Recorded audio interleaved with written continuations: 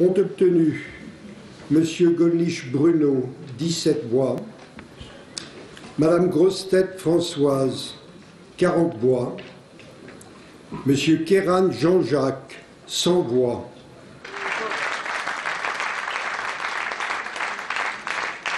À 64 ans, le socialiste Jean-Jacques Kéran a donc retrouvé sans surprise son fauteuil de président de région. Son élection officielle par les 157 conseillers régionaux a eu lieu ce matin à Charbonnières.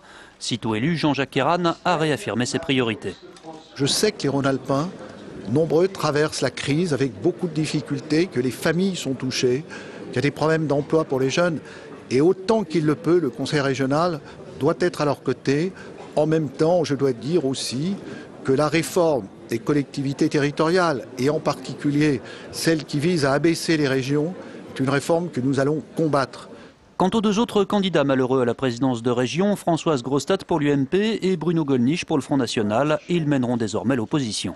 Nous serons extrêmement vigilants, c'est vraiment ce que j'ai dit tout à l'heure dans mon discours. Et quand j'entends Jean-Jacques Kéran, le nouveau président, qui nous dit qu'il va réunir une conférence pour voir ce qu'il faut faire pour l'emploi, qu'il va revoir son schéma de développement économique, moi je dis il y a urgence. Nous ne sommes pas des opposants systématiques, surtout quand nos adversaires disent des choses qui nous paraissent justes.